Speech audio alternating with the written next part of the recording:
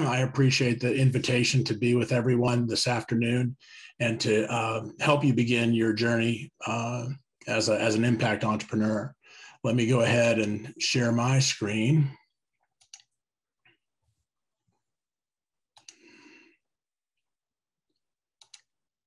Hopefully everyone can see that. I know we were having some difficulty with some obstructing boxes. Does everything look nice and clear there?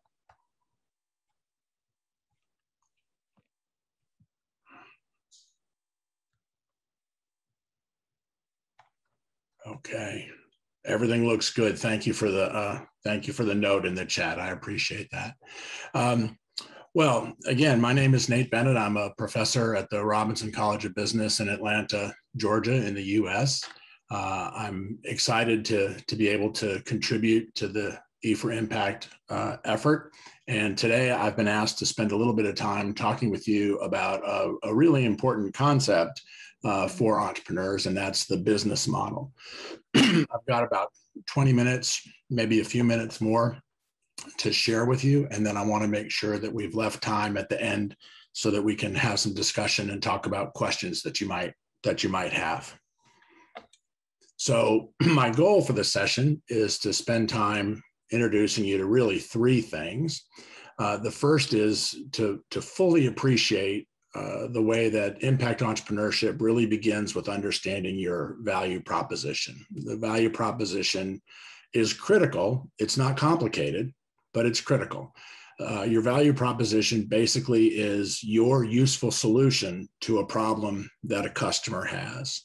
The customer is perhaps thought of as someone who has a pain, and you have a remedy. You have a way to make that pain go away, and they feel good about the value that your solution provides. Then we're going to talk a little bit about this notion of business model, and we'll get into an explanation of what's meant by the narrative test and the numbers test. These are two ways that you as an entrepreneur can sort of check your own thinking to determine if you're ready to begin having conversations with other people about your business. And then from that understanding of the business model, I'll introduce you to something called the business model canvas, which is a really nice way to capture in a page what it is you're trying to do for customers, how it is you're going to create the product or service, and how it is that you can prove that you can be profitable in serving your customers' needs. So that's obviously a pretty important set of demonstrations for a new entrepreneur to be able to make. So that's what we'll be talking about today. And then, as I mentioned at the end, if I've been a good steward of time, we'll have time for some questions and discussion. All right, so first off, the value proposition. It really can be thought of as a promise that you're making your customer. It introduces your brand, what you stand for, what your customer should expect from you. And in short, what it does is help a customer or potential customer understand how you're going to improve their life. You are going to do something through the manufacture of a product or through the delivery of a service that's going to make that pain I mentioned go away for them. So obviously that means that your first step as an entrepreneur is to really develop a clear understanding of exactly what someone's pain is. And this might be more difficult than it first appears. Sometimes customers have only the most general understanding of their problem, and it isn't sufficient for you to target the right sort of solution to a problem. So it's important to spend a lot of time talking to potential customers and really asking them deeply what it is that's causing them pain. So asking why many, many times is really important, because their first answer may not really be the right answer or the most specific answer. So you begin with that, an understanding of what the value is. How are you going to help your customer? Then you need to think about, how do I build a business that can deliver that value proposition? And this is where we fall back on this notion of the business model. The business model is simply the design for the way you're going to operate, the way you're going to collect revenue, the customers you're going to serve, the products that you're going to have in the market, and how you're going to finance your operations. So these are all elements that need to be in place for a venture to be sustainable.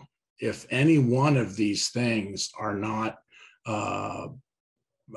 properly understood, your venture will not last for very long, and you will become a very frustrated entrepreneur. And I think the key thing that the E4Impact program offers you is an opportunity to do these sorts of analyses very well, and thereby reduce your risk as an entrepreneur and increase your chance of success as an entrepreneur. So the business model is intended to help you clarify who's the customer, what do they value, and then can I make money delivering that value to them? These are the three questions you need to get an answer to. So a helpful way to check your thinking around your business is to conduct two tests. And these are tests that you will do yourself through thoughtful reflection. And you'll do them with potential customers. You'll do them with potential investors. You'll do them with mentors and colleagues. You'll have many conversations to conduct these two tests. The first test is called the narrative test. And the narrative test is really just asking the question, does this business make sense? Is it logical that people would be interested in this product or service? And then if it's logical that they'd be interested, have you as the entrepreneur come up with a justification for the business that has real emotional appeal so that potential investors, potential customers, potential partners, suppliers want to see you succeed? Can you tell the story in a way that gets them excited so they aren't just willing to do business with you, but they're invested in your success? So I can offer you a short example from a student who I actually was just speaking with yesterday. This is a student I had in class here in Atlanta a few years ago, and he has moved back to his home country of Vietnam. And he is in Ho Chi Minh City, and he is an experienced entrepreneur. He's had a couple of startups, and he's just launching a new one. If you're familiar, and this won't be difficult for you to imagine, most people in Ho Chi Minh City get around by scooter. Small motorbikes are the most common form of transportation. They're not too expensive. They don't require a lot of fuel, so they're not expensive to operate. And the streets are very crowded and hectic with these scooters. His story or his customer pain is understanding that for many people, the scooter is not a good transportation when it's very hot, which is most of the year in Vietnam. And the transportation is not very good when it rains, which happens a great deal in Vietnam. So if you can imagine going to a business meeting and wanting to make a nice presentation, and it's quite warm and raining, and your only way of getting there is a scooter, you're going to arrive at the meeting in a messy shape. You will not look professional. So the pain he wants to make go away is that situation. And so what he's come up with is a minibus solution to try and replace the scooter. Okay, that's the story. And now each one of you that have heard me describe that have had a reaction. You're thinking, oh, that's a good idea. Or you're thinking, that's dumb. Or somewhere in between. Maybe you're thinking, tell me more, which is actually not a bad place to be. Most entrepreneurs would love to make someone curious to learn more about their to learn more about their venture. So the business, you could say, passes the narrative test. It's logical. It has an emotional appeal. People would appreciate air-conditioned transportation when it's hot and dry transportation when it's rainy. So it does well on the narrative test. The second test is the numbers test. And the numbers test has to do with how are the finances going to work out at the end? Is this going to be a profitable business? And so here the questions the entrepreneur has to ask include, what's the total available market? How big is the market? How many people are having the pain? Are there a lot of them or just a few?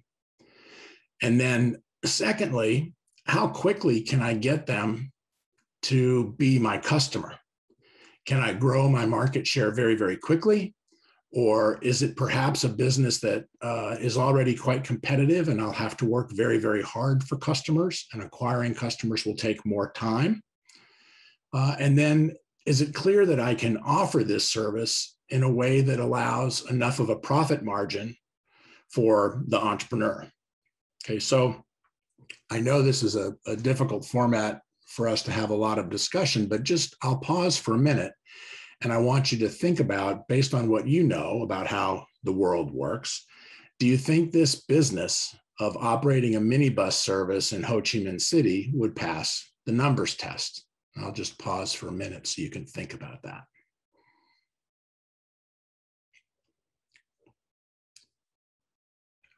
So I can tell you that in my estimation, this venture is not going to pass the numbers test, because the current solution, the scooter, is so inexpensive that even though my former student is offering a better solution, right, a way to be air conditioned and dry, that the amount that he would be willing to charge, the premium that he would be willing to charge for that, is not going to be sufficient to cover what are considerable costs of starting the business. These minibuses are not cheap. And it would require a lot of riders every day in every one of those buses in order for the business to survive. So even though the narrative makes sense, and even though customers will tell him, yes, I like this idea, I would love to ride in an air-conditioned bus to work, when he tells them the price that he will have to charge, they will walk away, right?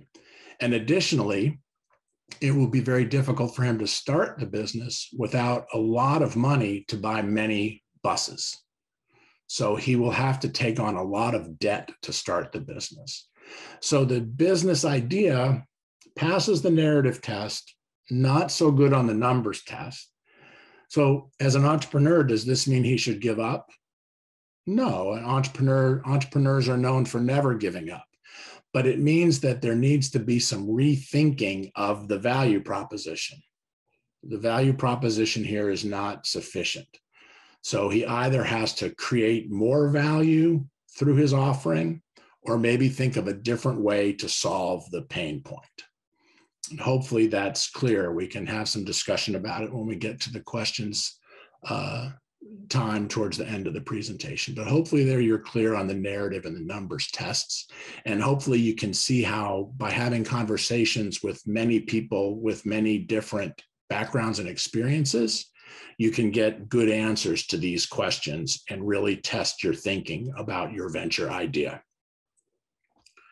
So once you've talked about the narrative and the numbers tests and you feel pretty good about what you have, the tool that is most commonly used to begin the process of really building a business plan that you would take to investors or that you would pitch is to complete something called the business model canvas. And the business model canvas is really kind of nice because what it allows you to do is really communicate your entire business on a single page. And so I'll go ahead and show you a blank canvas here. You'll see that there are 9 boxes, and your challenge as an entrepreneur is to complete this and use it as a way to make sure you've thought through all the different elements of your entrepreneurial venture that need to be taken care of. So we've already talked a little bit about the value propositions box, that's where you'd start. Let me go ahead and advance to a slide that has a little more detail to help you be clear on what's meant by each of these boxes. So this is the same canvas. And so you begin with value proposition, which we've been discussing. It's simply, what do you provide your customers? What problem are you solving for them? And if you look down in that box to where it says characteristics, you can see the elements of a product or service that might have value. So the quick way to say it is that customers want something that's faster, better, or cheaper than the alternative they currently have. If you think about my friend in Ho Chi Minh City, the bus service will not be faster because you'll have to wait for the bus. It will be better because it will be air conditioned and dry. It will not be cheaper. So his value proposition is all around better, right? Other companies may have an approach that's around cheaper, and others may have an approach that's around faster. Generally, that's what a value proposition is going to boil down to. Then if we look, there are now 3 steps. We look to the left on the canvas, we look to the right on the canvas, and then we look to the bottom on the canvas. It doesn't really matter what order you think about these things in, but let's go to the left. Your partners, this is a spot for you to think very clearly about who are your partners in getting your product or service to market. Who are the suppliers that you're going to have to buy from? Can you find the inputs that you're going to need? Can you find the raw materials? Can you find labor? These are all elements of partnership that are important.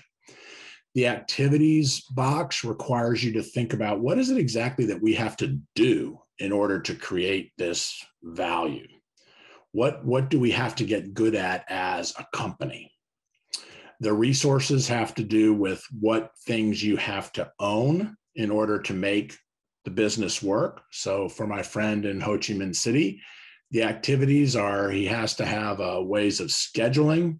He has to have ways of monitoring traffic. He has to have trained drivers, right? These are the activities and resources that he would need to have in order to make that business work. Then you can move to the right side of the business model canvas, which gets you to think concretely about your customers. So first, think about customer segments. Who are your customers? Who do you create the most value for? Whose pain is it you're trying to solve?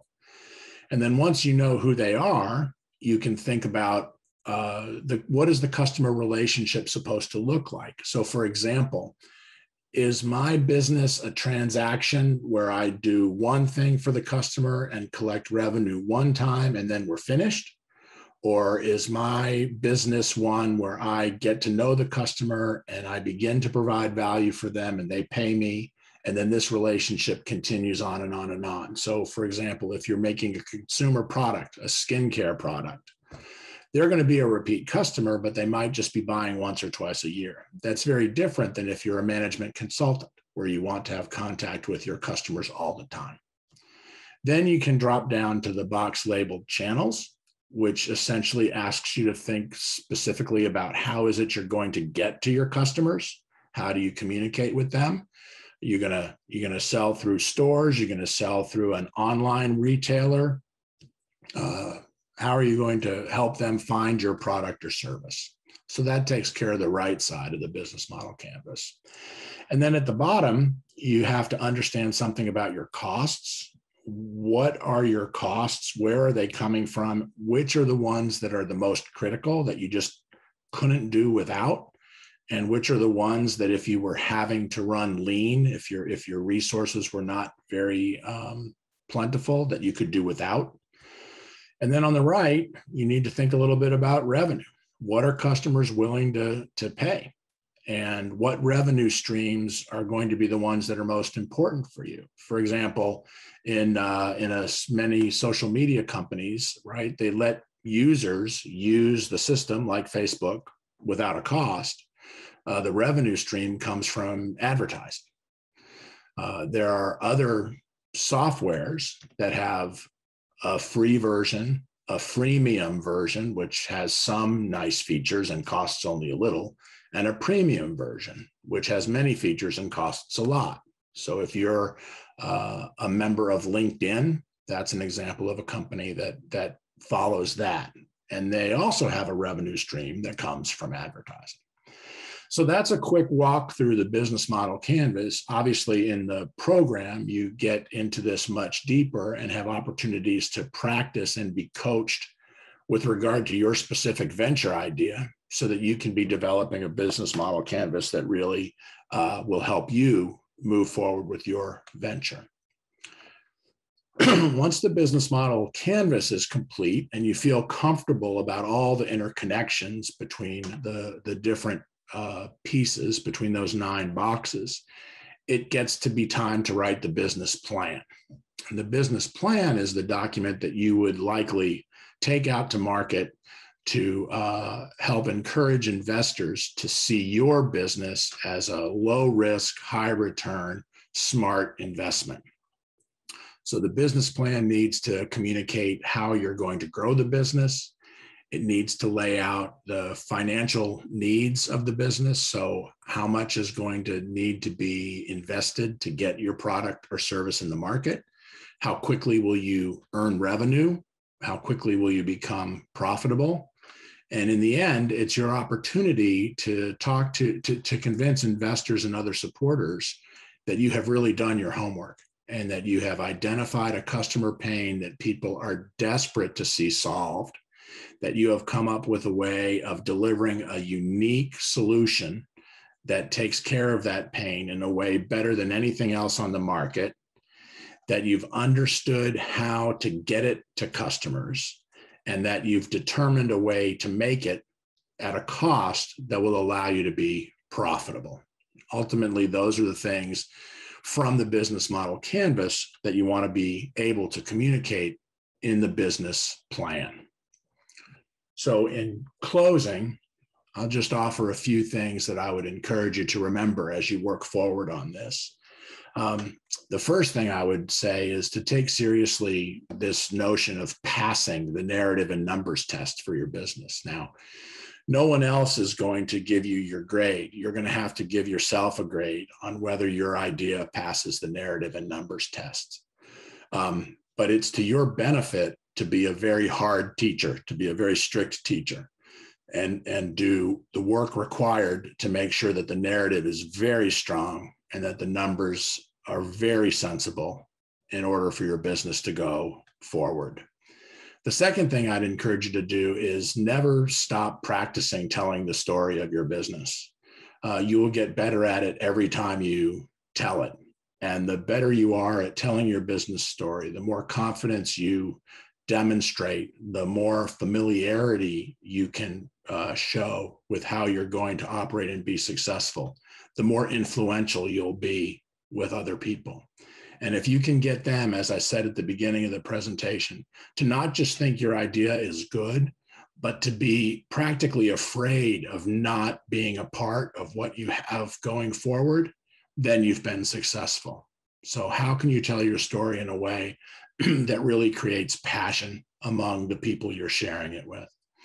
And then the last thing I'd stress is that, you should make sure you do your business model canvas using a pencil, not a pen, right?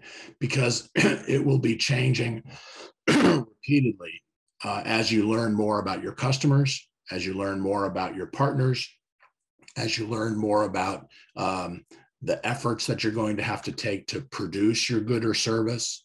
The business model canvas is a living document. It isn't something that you do on Monday, it's done and off you go. Because each day that week, you're going to learn more that will cause you to go back and make adjustments. So those are the 3 things that I think are just nice sort of general points to take forward from the time that we've just spent together.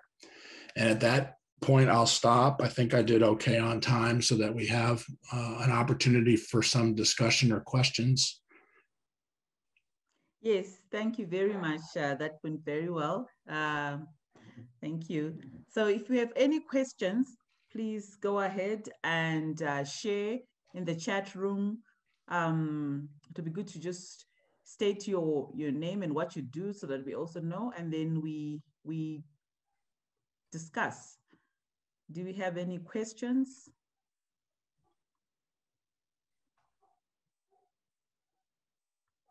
A question I can kick off with, Prof, is can you apply this model at any stage? That's a great question.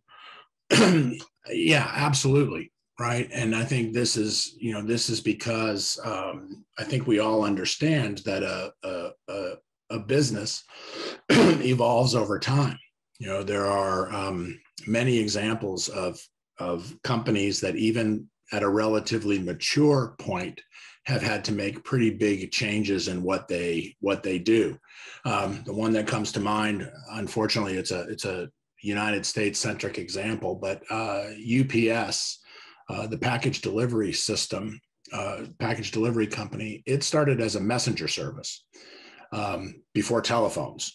So that business model had to change many, many times to go from being a bicycle messenger service to delivering packages to any address in the world, right? So you can apply the business model canvas at any point, and actually you can use it as a way to test new markets.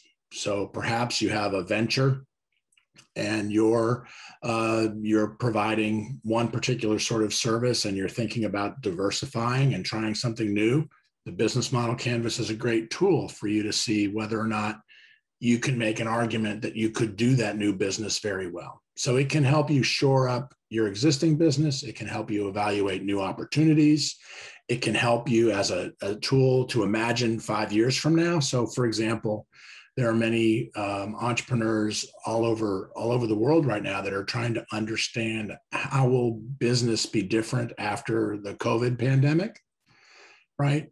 So you could use the business model canvas to try to understand what you might have to change about your business because, for example, maybe your channels to customers are different. If people are not as comfortable coming out and shopping publicly, just as an example.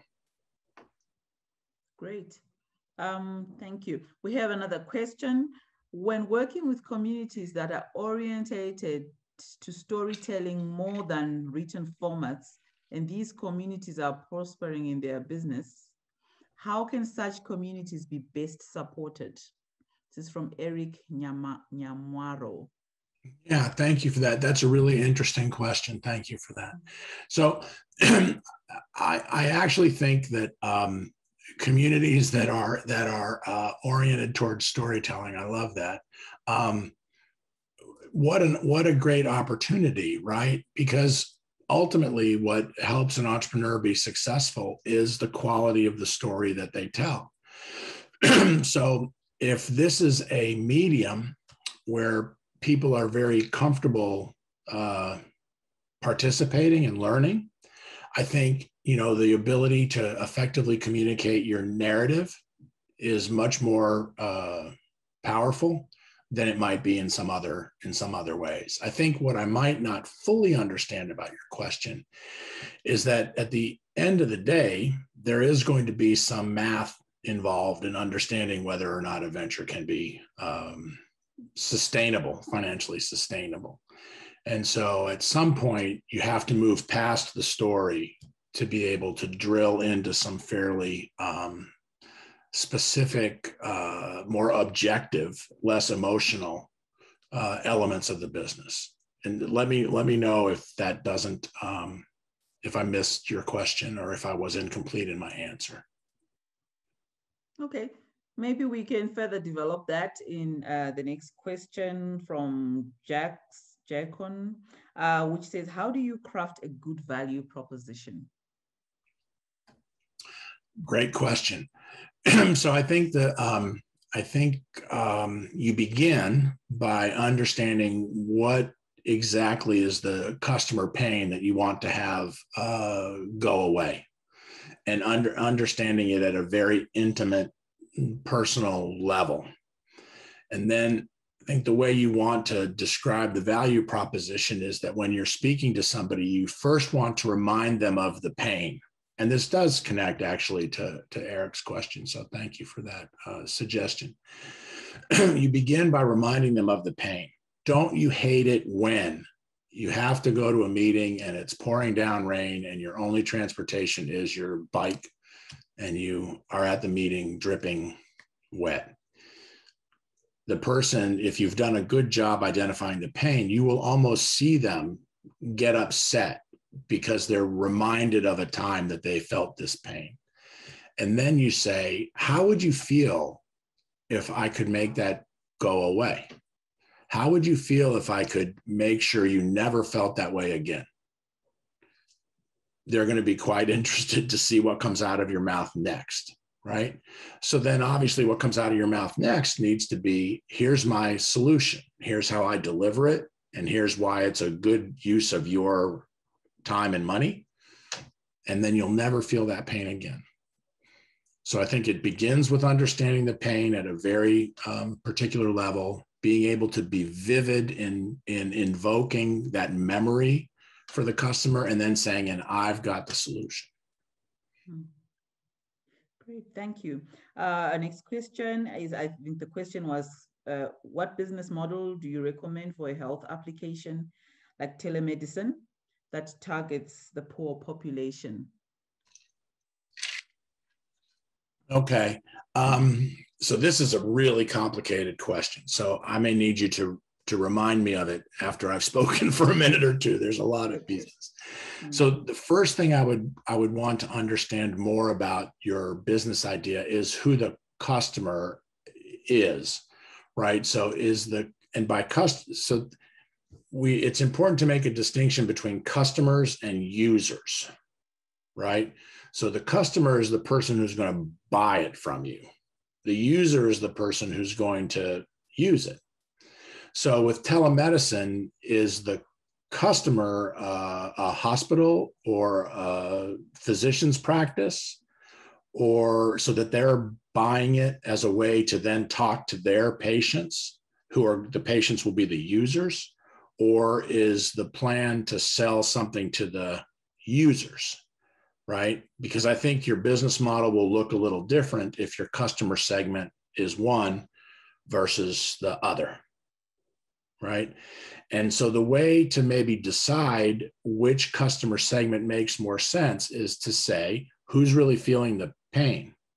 So is the doctor wanting a more efficient way to answer questions so that they don't need to see a patient and take 30 minutes of their day to create a short bit of value? Or is the person feeling the pain the sick person or injured person who doesn't have transport to the city to where a doctor is, right? And needs a way to get help? Those are two entirely different businesses, and you'd have two entirely different business model canvases. And if I'm an entrepreneur interested in that space, what I would probably do is business model canvases for both of those, because it sounds like maybe what your goal is to help people get quality healthcare at an affordable price, right? There'd be many different ways to do that. And so you could do a business model canvas for option A, option B, option C, and then you could have conversations with people to try to understand which of those make the most sense. And then that could help you narrow down where you want to begin. And so your question was great, but like I said, there was a lot in it. So I'm sorry if my answer had too much in it. Bertha, do you think I got it? I think yes.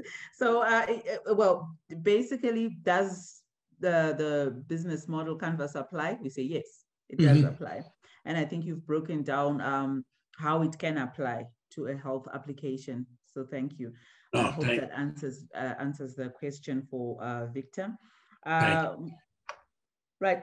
The next one is, first of all, I'd like to thank you all. What strategy can be used to pass the numbers test? Thank you. When you say a strategy to pass the test, it makes it sound like you want me to give you a sneaky shortcut or something. I think the key thing with the numbers test is to be honest with yourself about how long it will take to get customers. because that's what drives revenue. So understanding your costs is not difficult. You know how many things you need to buy, you know how many people you need to hire, you can really get a pretty good job of costs. What's difficult to understand is how fast you can get customers. And so that's the part of the numbers test that is the most mysterious. So one of the things that we're seeing increasingly is that businesses are waiting to get investment until they've already begun to get customers. Because if you can already show an investor that people are ready to buy and in fact are buying what you're selling, the risk to them goes way down and they're much more interested in doing business with you. So in terms of passing the numbers test, I think where I would really try to work hard is in understanding how quickly can I get people to really sign up. Okay, thank you. I think I've answered the one about where to get our program details in Kenya. It's good to welcome. I can see we have people joining us from Kenya. So I've shared in the chat room the details of how to contact us in Kenya. Basil is from Kimusi, Kenya, is saying, when as a business you change the model, is it subject to change of the business name?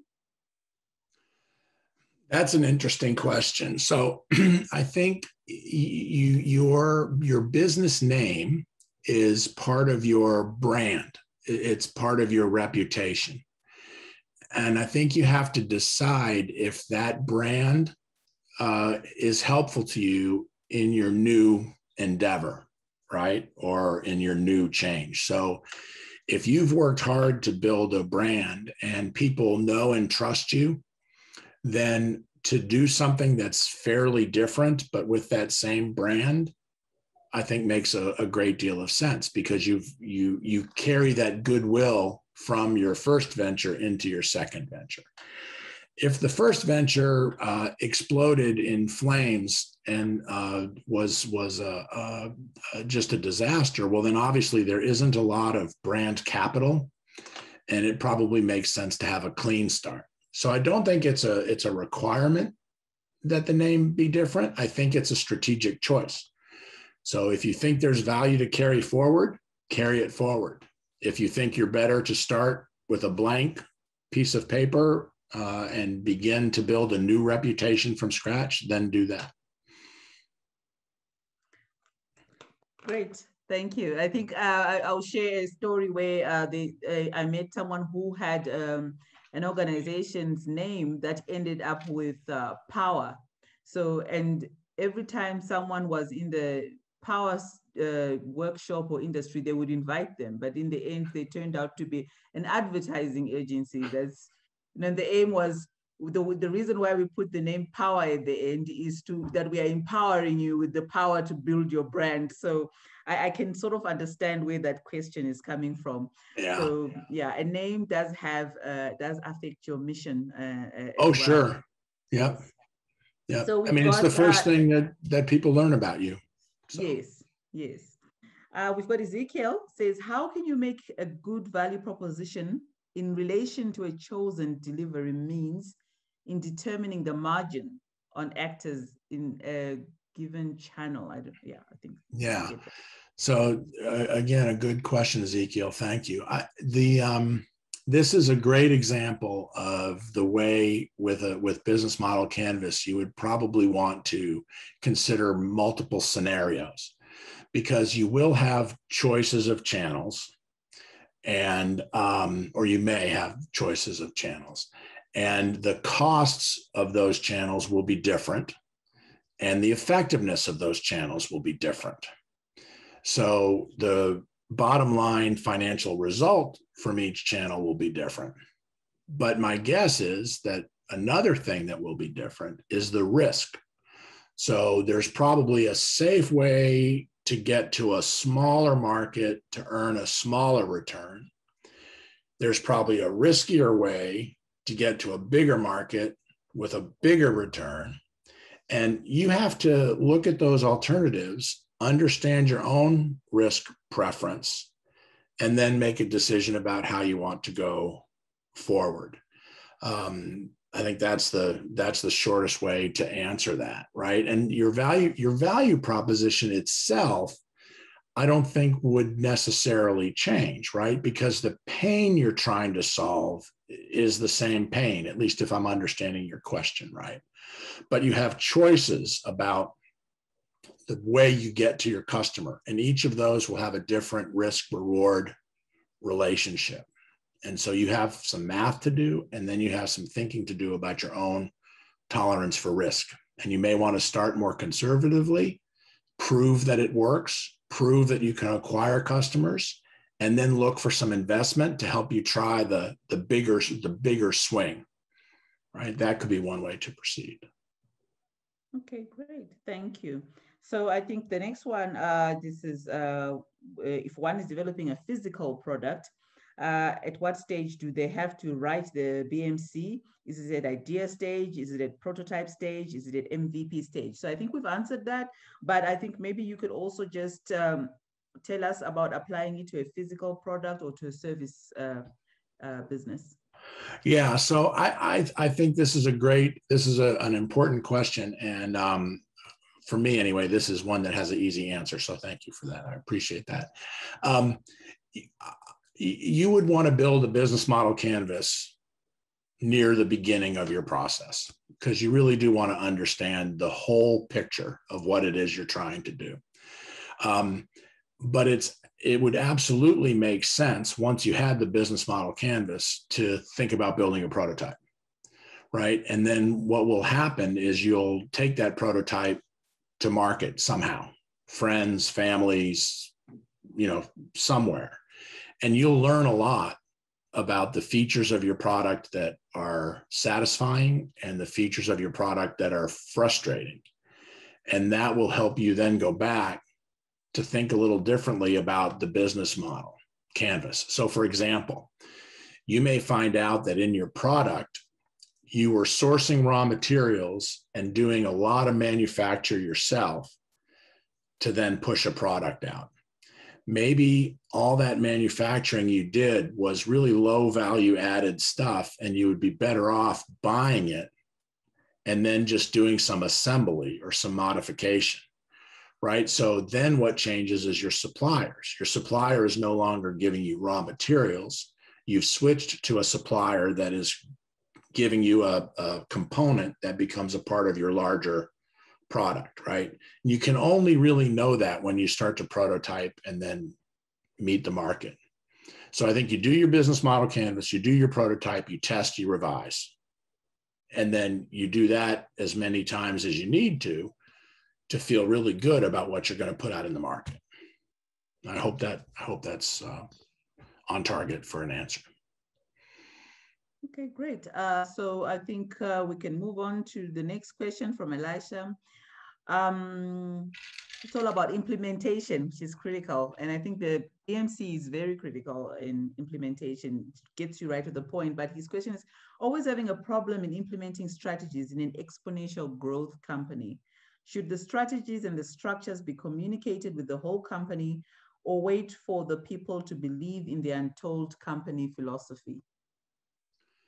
Wow, this is also a really nice question. We could probably talk about this for a very, very, very long time. So to give a shorter answer, you basically have identified three core elements of any organization: strategy, structure, and then philosophy. I might say mission. I think we probably mean about the same thing there, or mission and values maybe. And then you've added on top of that rapid change. So one of a leader's key responsibilities is to always help employees understand the connection between mission and values, strategy, and structure. So structure is, we're organized this way because we want to execute our strategy, which is to win on cost, while reflecting our company values, which are to deliver a safe and reliable, ethically produced product, just as an example. So the leader has, those three things should constantly be discussed, communicated, and they should be aligned and reinforced, right, all the time. So I can't tell you that there's one that's first or last, because to me, it's a system. The challenge you have is that in a rapidly growing company, two things are going on. Structure's changing all the time, and new people who don't know the story are coming in all the time. Chances are your strategy isn't changing that fast. After all, if you're growing rapidly, your strategy is probably a good one, right? And your offering probably isn't changing much, because again, if you're growing very fast, your offering is probably a good one. But what's changing all the time is structure. And then there are new people that need to learn the story. So it's really a communication challenge for leaders to be constantly repeating how these three things support one another for the benefit of the company. And, you know, that means for the benefit of the customer. I hope that's helpful. It's a great question. Just repeat the three things again, Prof. Strategy, so how you're going to win. Structure, how you're going to organize people and break up the work. And then mission, vision, philosophy was the word that Alicia used. Those three elements. To me, it's they all go together. It's not one before the other. So just help us explain a little bit more. I know this word has been going around, exponential growth. Maybe you could touch on that a little bit, just to give it proper definition of what is exponential growth versus linear growth. Well, so I mean, it's math, right? So linear growth means you're doing this, or I guess the way you would be looking at it, you're doing this, right? And so each day's revenue, sales, whatever they are a linear increment over the previous days, where exponential growth is a curve. So the rate of growth, if you're linear, is constant over time. The rate of growth, if you're exponential, is not constant over time. So it's like the difference between 2 plus 2 plus 2 plus 2, which is incremental, or exponential, which would be 2 squared, 2 cubed, 2 to the 4th, and so on, right? So the second describes exponential growth. The first describes linear growth. Does that... Maybe you could apply it to maybe how to develop a market. I think I've got a question on markets in terms of growing the market. So someone is talking about having the possibility of having a two-sided market in a business idea. Okay, so I'm not seeing an immediate way to connect the linear versus exponential to two-sided market. So let me try to take one and then the other, right? So the exponential growth is a wonderful problem to have, right? Because it means people are clamoring for what you're offering. The challenge that you're going to have is, can you mature your organization and scale to meet demand? Right? Linear growth is much more predictable and forecastable. And so it's much easier to plan. You know how many people you have to hire, you know how much raw material you have to buy, you know how many square foot of warehouse you need, right? Because everything is just kind of incrementally growing. When it's growing exponentially, it's extremely difficult to forecast. And the only way to manage exponential growth is to be ahead of it. Right. And that means that you've had enough of an infusion of investment to actually have too many employees, too much square foot of warehouse, too much raw materials, right? Because it's way more than you could need today, but because the growth tomorrow is going to be so dramatic and different, you have to be ready. So exponential growth requires that your business have slack, and what slack boils down to is money. And so it can be very difficult to service exponential growth. Okay. Unfortunately, our time is not on our side. We have to round off. I just have one more question, which is I know I've got one on gemstones, and I think the example that was given on the telemedicine could be applied, maybe with slight differences addressing them. And I think the question on talking about the physical product and how to build an MVP, a prototype, an idea could answer that if you're listening in. And I think solving pain, Prof touched on that. So the last one would be how to master a value chain of your business. We're exactly on 7 o'clock, so I'll give you a minute or two, Prof. How do you master the value chain of your business, and how do you pull resources together to make your business more profitable as a startup? Okay. This is also a really important and really big question. To give an answer that's not too long, I think the most important thing to understand about the value. So first of all, to make sure everybody's clear, the value chain is a way of representing all the steps that are associated in delivering the value of your product or service to the market. Okay, so whether you're providing consulting services or building a computer or selling cell phones or whatever it is that you're doing, there's a sequence of steps that get your product or service in the market. Understanding the value chain is understanding what goes on in each of those steps, and then which of those steps create the most profit. You want to be responsible for the steps that create the most profit. You want to generally outsource the ones that don't create much profit, right? Where the value added is not in going from step 1 to step 2 is just not that great. So when it comes to managing the value chain, I think it's mapping out the activities, and then it's understanding where is the real value created, and then how do I make my company responsible for that so that I earn the bigger amount of profit, and how do I find reliable partners to do for me the things that don't add a lot of value to the final product. That's really what the challenge is there. And those things may change over time. Something may add a lot of value in the beginning and then become commoditized. Other companies will learn how to do it. They may be able to do it cheaper than you. Well, so now hire them to do it rather than doing it yourself, and your profit margin goes up. So I hope, for a short answer, that's okay. Great. Thank you very much, Prof. Bennett. Thank you so much. Oh, it was my pleasure. Thank you for the chance to speak with you. Yes. Thank you for joining us, and thank you to all for the questions.